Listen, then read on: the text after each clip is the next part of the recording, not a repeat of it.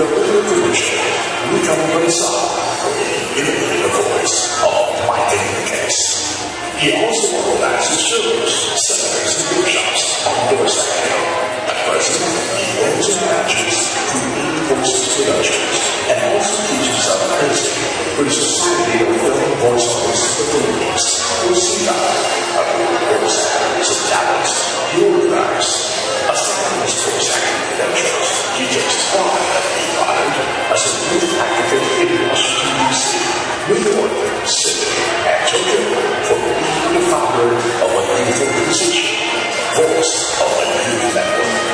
Finished BA Speech Communication and took his MBA for Broadcast Communication at the University of Rutgers.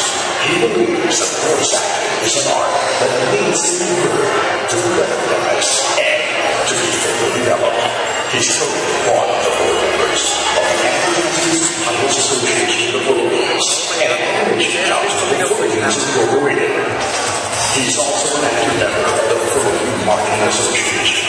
Currently, he reviews the Voice of Youth TV, Creative Voices, and Tech Talk TV, and he's also working as a voice director for Hero TV. He was awarded a Golden Gosh Most Inspiring Entrepreneur by the President of the Philippines, Gloria Macapagal-Arroyo. Ladies and gentlemen, the man behind Pochology, here's Pocholo, the Voice Master Gonzalez.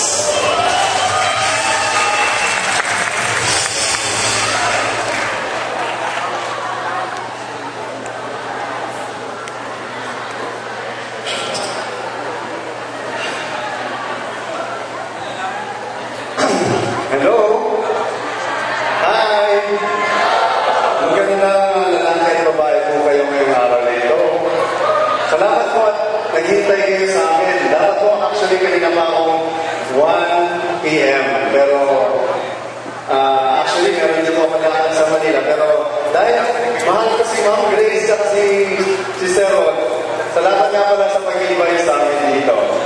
Kaya nag-stay po kami. Actually may ito ko kasana ako ngayon sa Manila. Pero I stayed here. Anyway, yun po. I was introduced by a video. Most of the time po, karamihan sa atin, karamihan po ng mga speaker, ini-introduce po ng mga host, right? And I'm going to talk about the art of personal branding. Lahat po ng mga talks ko, ang title ko, Pochology 101. At yung kanina po, nagkamali lang ako ng pingot dun sa intro ko. That's my intro 4 years ago. Hindi po updated yun. Anyway, kumusta po kayo? So far, kumusta po? Busog na po ba? Okay. Ayan, ayaw maganda. Okay, a little bit about me. Bukod po dun sa pinakita kanina, I'm also the founder. I'm a youth advocate. I have traveled almost the whole country inspiring young people po to just, not just follow their dreams, but to lead their dreams. Sabihin ng lead your dreams. Unahan mo na yung dream mo bago pa dumating sa'yo. And I'm going to talk about my life today and how technology, especially the internet, helped me to become who I am right now. I'm the managing director of Creative Voices. Ano po ba yung Creative Voices? Sino ba sa inyo nakikinig sa radyo at TV? Alam niyo ba, kami ang pinaka-importanting tao sa buong mundo. Bakit? Alam niyo ba bakit? Pansinin niyo po, kung walang boses ang radyo at TV, kamusta po yung ating buhay? Boring. At alam niyo ba, sige, bago lahat, nais ko munang bigyan kayo ng ilang commercial. Alam niyo ba yung commercial ng Vivo Hotdog? Meron bago ngayon yung may bago yung sumasayaw, may kanta. Alam niyo ba, yung boses ng puppet doon ako yun? Pati yung voiceover. Gusto niyo marinig ng live? Sige, bilang kayo. 1, 2,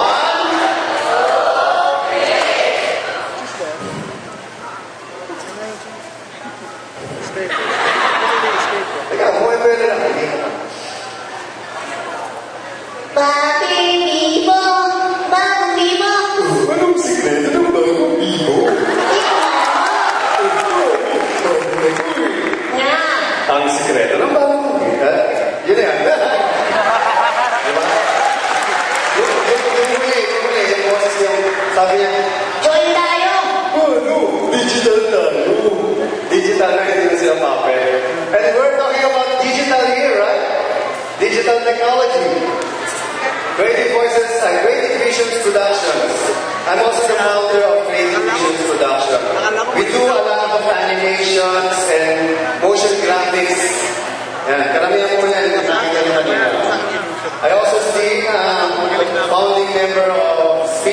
training. Tuturo din po kami mag-train how to public speak and marketing advisor and many more. Sige, forward na tayo. Who is Pucholo Gonzalez? Check nyo po, pucholoG.com. I-add nyo na agad ako sa Facebook nyo, PucholoG. May Twitter din ako. And I also have a lot of principle na sinishare ko. Araw-araw po meron po ako pinopost doon. Nakakaibang mga quotation. Ayan. I'm a proud Filipino. Sino po ba proud maging Pinoy? Talaga? Bakit kayo proud? Ha? Because Manila carries Filipino in Pokse, you know? Because I love Chinese Tempeco. You know, that's the irony of being proud. Mamaya, I'm going to talk about it later on. Rizal is my idol. Since I am an elementary student, when I learned about Rizal, I idolized him already. Mind you, meron po akong kwento sa inyo about Rizal. Alam niyo ba nung bata si Rizal? Sabi niya sa kanyang ate, sabi niya, Ate, itatayo ako ni bulto ko sa bawat sulok ng Pilipinas. Ay, talaga? Ay, ako naman, baby. Naluloko ka na. Bakit itatayo ako? May bulto ko, bata ka pa lang. Basta, ate, itatayo ako ng bulto ko sa bawat sulok ng Pilipinas. okay, nangyari ba yun? Sinabi ng 10 taong gulang na bata, itatayo ng repulto niya. Dito lang, paglabas nyo, meron repulto si Jose Rizal, tama? At sa bawat sulok na, pero hindi nga sa bawat sulok ng Pilipinas na. Sa bawat bansa na pinuntahan ni Rizal, tinayo ang kanyang repulto. Ano pong sinasabi ko dito? Sa bawat bulsa ng Pilipino. Si Rizal ay isang, ano? Bayani? Ha? Endorser. Isa siyang visionary. Ha? Dahil lang ha? Ayaw? O sige, tayo ako muna.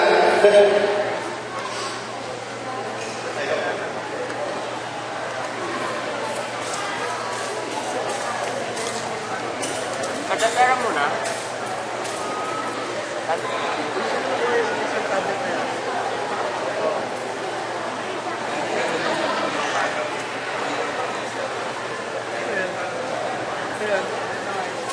Yan po ang tawag yan na cyber disaster. Anyway, siguro po kung nabuhay ako ng panahon ni Rizal 100 years ago, I'll become a member of, anong grupo yan? Propagandista. And this is Pepe sa Kalambayan nung siya ay 10 taong gulang. Totoo pong story yan. Kinento sa akin yung Humberto Campo. Kailan mo siya Humberto Campo? Oo. Yan. Historian. Spot the knot. Ano nakikita niyo? Ha? May nakatayo. Ako yan. Imagine niyo kung bakit ako tumayo. Wala lang, trip ko lang. Di ba? Pero kakaiba kasi, imagine mo, minsan ka lang magkaroon ng class picture. Baka gusto ko, kakaiba ako tumayo. But then again, actually, gusto ko lang maging unique. No? Lahat dito, karamihan dito mga vloggers, right? And some of you are students. But what makes you different from your fellow students or fellow vloggers? Karamihan po ng vloggers, sometimes pare-pareho ang dinidiscuss. Pero bakit ang isa parang mas nangunguna siya pagdating sa food vlogging? Kasi may kakaiba siyang style. Or sa travel. May kanya-kanya kasing style yan. So, when I started, hindi po kasi ako writer. Mahilig po ako magsalita. So, that makes me different. Hindi ko po sinusulat, sinasabi ko. Yan, I finished 1999, double major BA, Speech Communication and English Creative Writing sa UP. I'm a voice artist. Imagine nyo, di ba? Tuwing umaga, pag sinabi pang toothpaste, ano yung una niyong nasa isip? Ha? Colgate? Oh, alam niyo ba sino nagsabi sa inyo gumamit kayo ng Colgate? Nanay niyo? Hindi naman, di ba? O anak, kumakit ang Colgate. isang, lalo na sa commercial, may voiceover yan. Yan ang nagsasabi sa inyo, sa subconscious nyo, na bumili kayo ng Colgate o gumamit kayo ng Colgate. Ito yung narinig nyo. Colgate, #1 brand recommended by dentists.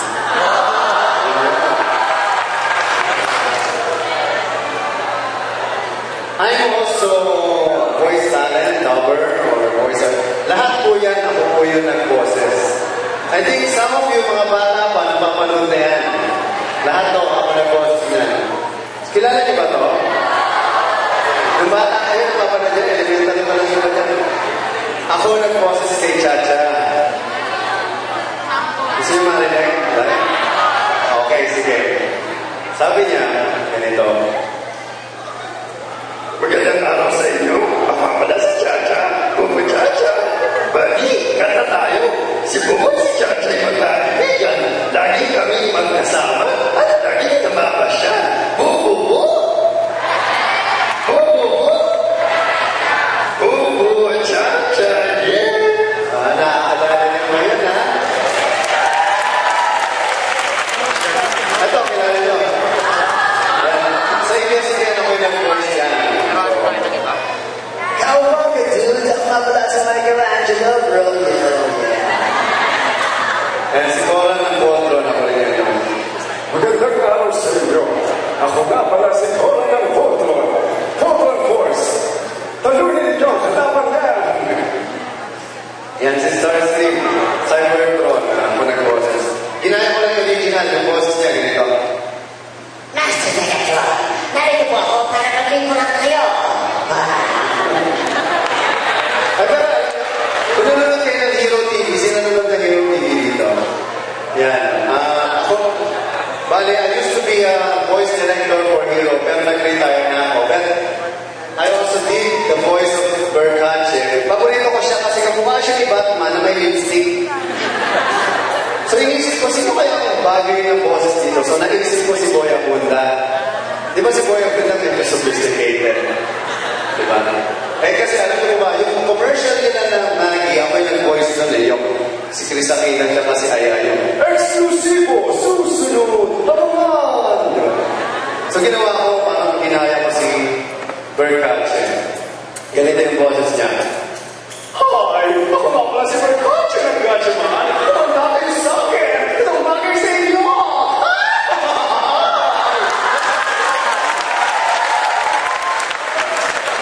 Kasi, alam mo marami pa yan, pero move forward, makilang kasi oras ko eh. Kaya, kilala na ito? Sino na naman ng Cyborg Burja? Okay. Fact! Ang sabi, press release, at yung may showbiz, si Ogie Alcacid daw nag-boses dyan, pero hindi mo totoo yun. Ako talaga nag-boses dyan right from the start. Press release lang ng iba yun. So, gusto nyo marinig ng live si Cyborg Puro dyan? Sige, ganito yung boss na ginamit ko. Ha? Ako nga pala si Cyber Puro dyan. Kumanta kayo sa akin. Itong bagay sa inyo.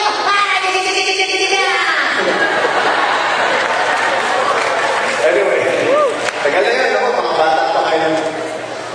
Ayan. In 2004, podcasting started, no? And I started it here sa Philippines. Ako nag-start yan sa Inquirer.net pa noon. I mean, IMQ7.net pa nga. Naging Inquirer.net. And I did Digital Filipino Podcast. Ginawa din namin yung mga vloggers podcast. Kami nila Junel. No? Ano ba? Title nun? Ha? Pinoy Podcast. Yan. Tsaka mga Hack and Slash the podcast. During that time, puso-puso po yun. And I had a chance to interview these people, especially ngayong election. Ang ginagawa ko po, kinakausap po namin sila ng 4 na oras. At nalalaman namin talaga kung sino sila. Kasi sometimes the problem, pag in-interview mo yung politician, as in, napaka-iksi lang na pwede nilang sabihin eh. Ito, malalaman mo talaga kung ano yung nasa loob nila, ano yung mga plano nila sa buhay. Kapag nanalo sila, anong plano nila. Ayan, mga yan. In-interview ko sila. Anyway, sige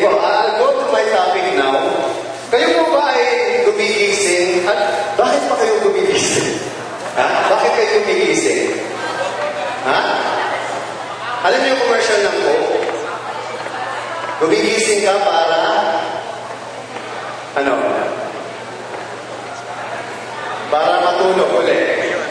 Sa gabi. Good, di ba? Kung hindi ka magigising, hindi ka makakatulog. Ang question dito, ikaw ba'y gumigising upang gawin mo yung gusto mo sa buhay? Alam niyo, napakaraming Pilipino, almost 90% are not doing what they really love. But they're doing what they really need to do. Tama? Ibig sabihin, ginagawa mo yung gusto mong gawin, yung kailangan mong gawin, pero hindi mo naman talaga gusto mong gawin. Napakahirap mo mabuhay sa totoong mundo.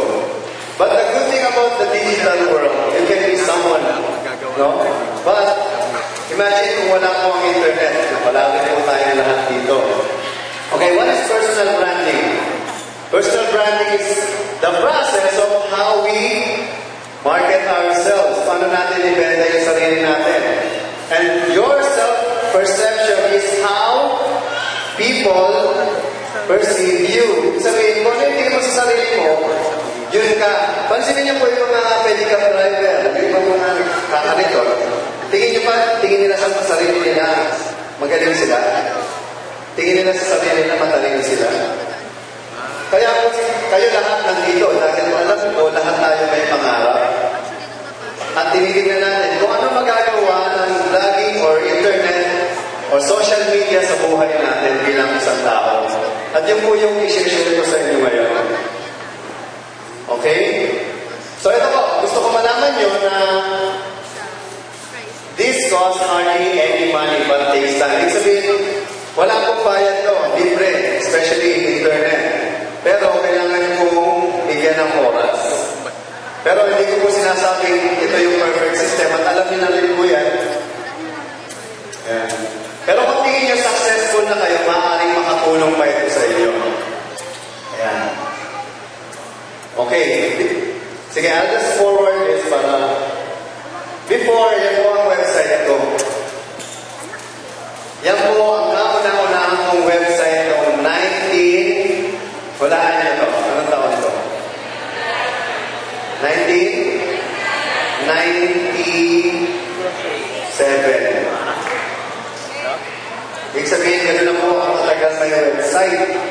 Pero hindi po yan nakapangalan sa akin. Libreng website po yan. Yung mga free website. But you know, because of this website, I had a chance to travel the world. You know why? Because I founded the Voice of the Youth Network. So napakarami pong youth program na nagkalat sa internet. You just have to apply. Ang problema, pag hindi mo alam kung saan mag-a-apply at hindi mo alam kung paano i-present yung sarili mo, paano ka nga naman kukunin yung mga international, like, mga scholarship dyan. Okay? So, 3 things about every person. Who you are. Ikaw ba, kilala mo sarili mo? Kinakausap mo ba yung sarili mo? Siraan mo ba? You have to talk to yourself. Number 2, what do you do? Ikaw ginagawa mo, ikaw ba'y nakiki-join lang sa barkada. Parang yung trip mo. Sige, trip ko na rin yan. Diba? Pero sa ito, kanya-kanya tayong trip eh. Hindi pwede yung gusto niya, gusto mo rin. You have to find kung ano talaga ang gusto mo at kung ano yung gusto mong gawin. And lastly, how uniquely you do it. Ano bang uniqueness sa buhay mo? Ito po, ito sabihin ko sa inyo. Nung araw, nanginginig po ako umarap sa tao. Maniwala ka sa inyo, gano'n ang kwento sa inyo. Yung, di ba minsan sa simbahan, nagpapasa ng Ebanghelyo, ng Panginoon, ayon sa aklat ni San Juan. Alam niyo po ba, sa sobrang tapa ko, kung ano pinagpapabasa ko. Alam niyo, nangyayari sa inyo yung basa mo tumatalon, dahil sa sobrang tapa ko, hindi ka makapag-concentrate. I was 10 years old then at hindi ko na po inulit yun. At takot na takot po ako sa stage. Never mo ako mapapatayo sa stage. But I want to speak. I want to talk in the public. So ano pong ginawa ko? Unti-unti, nag-host na po ako ng event. Nung high school, wala akong pwedeng humawak ng mikropono maliban sa akin. So, di po ba may mga intramurals tayo ng araw? Mga basketball. Ang ginagawa ko, sinusulat ko yung sinasabi sa PBA. Sinasabulo ko, yun ang sinasabi ko. Mga tipong, okay, ang first five. Okay, Gonzales. Yan. Mga ganun yung voiceover. Higa from the rainbow country. Yes! Nag-voiceover. Hanggang sa nasanay na ako na pagganto na yung English ko. Ginagaya ko lang naman kung ano yung naririnig ko. Sige, gusto ko sana mag-perform sa inyo ng radio drama ng live, pero wala na po akong oras. Ayan yung sa susunod.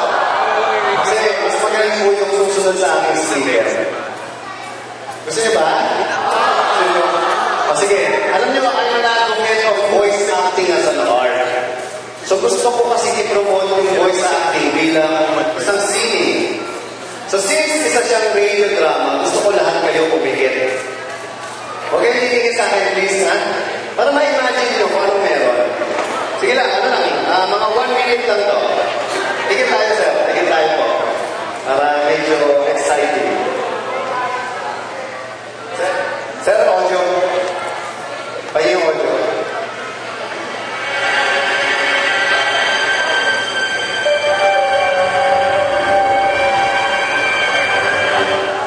Isang gabi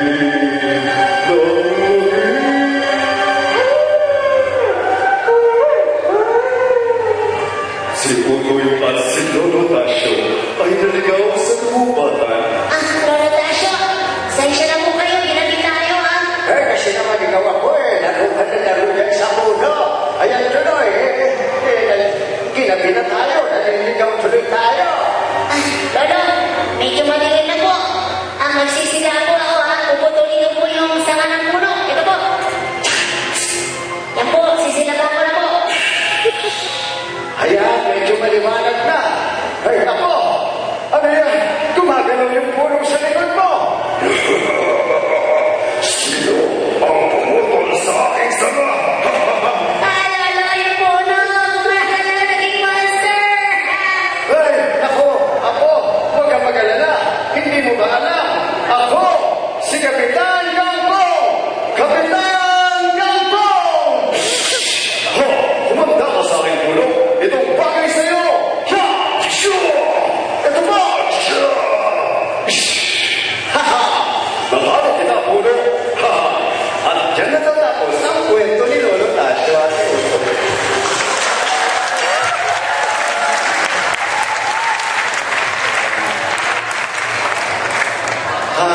Nakapagod ko. Anyway, hello po. Hello, computer. Gumana ka, hello. Malayo po sanay po ako hawak-hawak yung laptop na yan. Anyway, ano pong nakikita niyo dito? Nakikita niyo. Thank you very much. I would like to thank you, Madam President, Special President Talman. Bukod sa artista sila, these people have personal branding. No? Pero, alimutan natin sila. Gusto kong ma-focus sa inyong lahat. Most important decision, when people think about what makes you unique for business, what do you want to say to them? Usually po, pag sinabi, sino ka? Anong ginagawa mo? Di ba usually, pag di po tayo magkakilala, ano yung unang impression na kailangan mong i-instill dun sa kausap mo? Di po ba tayo, pag may kausap, minsan may minamali tayo, may tinitingala tayo, pero sa totoo lang, wala namang, di naman nag-exist yan noong araw eh. Pantay-pantay lang po tayo, pare-parehas tayong tao. Diba? Pero ano ba ang nakikita niya sa'yo, bakit ginagalang ka niya, or bakit hindi ka niya ginagalang? Ordinary tao ka lang, hindi ka niya pinapansin. Di ba may tao tayong pinagkakaguluhan dahil artista, pero sa totoo, wala naman laman ng utak. You know, I've worked for show business almost half of my life. And I know a lot of artista. Ito, isa sa mga kwento ko lang sa iyo, yung mga nangyayari. Alam niyo ba, maraming artista ang hindi talaga nila boses ang ginagamit sa mga pelikula. Kasi karamihan sa kanila may lead. Parang si Katrina. Katrina, mahal kita, Katrina. Kasi ang problema ko, may lead pa. Anyway, ang sinasabi ko na dito, yung iba dyan, minsan may punto, minsan, alam mo yun, even lang sa commercial. Tapos ang kagandahan, minsan, akala nyo, yung acting niya sa TV, sasabihin niya lang, ano ba? Ay, ganito yung acting niya. Ano ba problema mo? Ay, walang kabuhay-buhay. So, ngayon, idadap namin yan. So, yung mapapanood nyo sa pelikula, ang boses na marinig nyo, ganito, ano ba problema mo? Ganon. So, nag-iiba siya, nagkakaroon ng buhay. Ayun nga. Okay?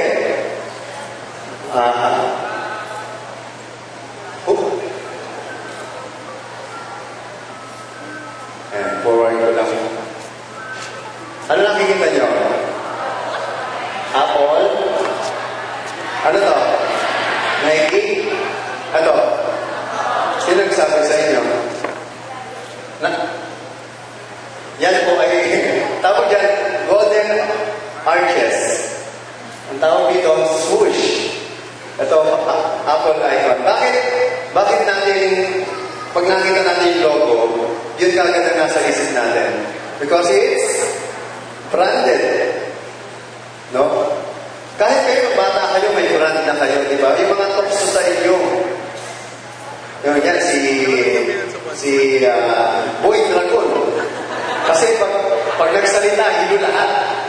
Di ba? Dragon ako! Ang bago kasi ng hininga. May ganun pa kayong classmate? Si Boy Dragon. Ito maganda. Sabi dito, branding is not just for products anymore. Ibig sabihin, hindi lang siya pang produkto. Pwede na pala sa tao. Di lang pang produkto, pwede na sa tao. You can use this branding concept to yourself. Okay? Branding yourself. Paano mo ba ibabrand? Sabi, iyabang naman, ibabrand mo yung sarili mo. Eh, sino magbabrand sa'yo? Ibang tao. Gusto mo, siraan ka niyan, galit yan sa'yo. Ikaw wala, may utang ka. Diba? Mahirap, boy utang, tawag sa'yo. Utang ka ng utang. Okay, this will help you define who you are, or what you are about, or why an employer should hire you. Especially sa mga estudyante. Alam niyo, ang hirap yan pag-graduate nyo, pag pumunta na kayo sa totoong mundo, di ba, mga professional dito, kala nyo, joke-joke na, pag-aral kayo mabuti. Branding yourself is a way of associating great value with the product called you. Sabihin, parang ako, pag sinabi kong voice sa Philippines, voice acting, o voice over, hindi ko po sinasabing ako po yung pinakamagaling. Hindi ko po sinasabing ako yung pinakamaraming alam. Pero ang totoo, ako lang po ang may brand sa industry namin. And I'll show you yung effect po ng pag-create ko ng brand out of my skills and talent. Yan. Okay, sige, ito po. Madali na to. 10 points lang siya. Alam na po ng mga kaibigan nating vloggers to, kaya kung hindi man, pwedeng mag-i-add nyo lang po sa nalalaman ninyo. Update your online profiles. Marami ibang ina-update. Alam niyo po, ito sabi ko sa Coachology, your Facebook is not your diary. Sino po ginagawa diary ang Facebook? Lahat ng nangyayari sa buhay niya, paghapon sinabi. Alauna ng umaga, nagtikap ng jowa. Or, hindi ito sa simbahan. Alam niyo yung confession room? Lahat ng nasa sa loob mo, sinasabi mo doon. Alam niyo naman yun na everything that you write there will taken against you. So, don't ever do that. Okay lang na isulat mo lahat ng successes mo. Dahil, lalo na kapag sikat ka sa school nyo, o magaling kang vlogger, maraming maiingit sa'yo. And the best revenge nga lang is success and silence. Ay, naku, nandun na naman siya. Yabang naman ito, di ba? Ingit ka lang, ikaw lang naman nagsasabi dun. Ayan, alam na yun, LinkedIn, yan pang professional. Ito yung aking Facebook.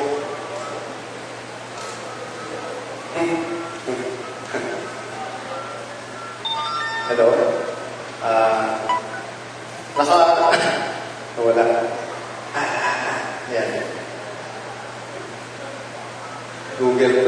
Uso ba yan? Ginagamit po ba ninyo yung mga vloggers dito? Malakas naman yan, sir, no? Magkano kinita mo na sa Google Ads? 100 million pesos. Ano nangyari? O yan, alam na din ninyo to. Siguro naman, lahat ng mga kaibigan kong vloggers dito meron ng sariling domain name. No? Para sa mga estudyante, mahal pa to, 500 pesos sa isang taon. Pero okay lang yan. Isang text lang yan sa isang araw, may 365 na kayo. So, tipirin niyo yun. Makakabili na kayo ng, dagdagan nyo na lang ng 200 pesos, sabihin mo na. Pero alam niyo ba, binili ko yung domain name ko noong year 1999. So, until now, I'm using it. Tapos na ako? Ay, ganun. Paano yan mga kapatid? Marami na akong kukwenta sa inyo. Tapos na ako ba? Promise. O sige, ganito na lang po. Kung interesado po kayo, bago na, ko na lang. Pakita ko na lang yung isang video na yeah.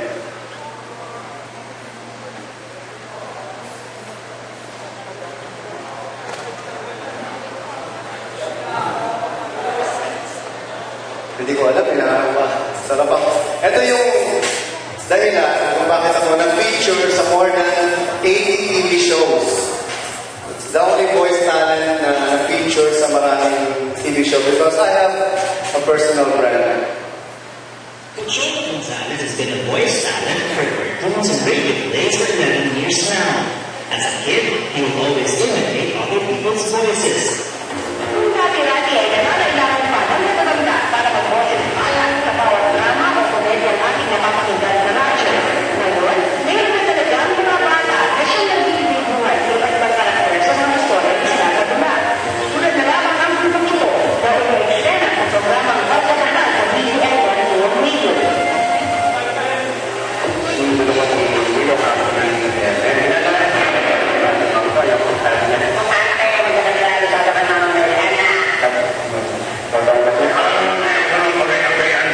Naalala ko yun, August yun. Kasi merong radyo-radyo ng programa. Kay Tito Joey at kay Dave Valle. So isa ako sa mga produkto na out of 6,000 na nag-audition, 10 lang kaming nakapasok. Kami yung mga finalists. So yun yung mga batang binigyan ng programa na tinawag na Awit Tawanan. Nagsimula po ako, actually, nung bata pa ako, mahilig ako makinig sa mga radio drama. So, ginagawa ko, imitate ko, narinig ko.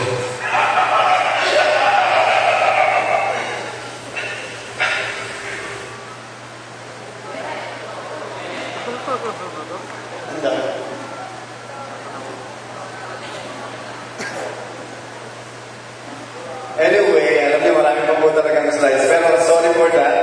I would like to thank you for listening to me. Kung sa mga students po, you can invite me na lang sa school niyo if you want. You can talk about this school niyo. Makibigan ko ng mga vloggers, alam niyo na to. And that's it. I would like you to like sa page ko dito sa Facebook, or you can add me sa friends ko ninyo. And that's it. Thank you very much po, and God bless you all. Okay, thank you, Joy. I don't want to more speakers to go. So, have more talks. And may I invite all sorry. Kasi kinahin yung question and answer. Anyway, if you have any question for Joy, sige, let's make this some question. Guys, question? Ayan, i-email ka na naman niya or kung katakan na. Kaya kung yung number niya. So, let's invite our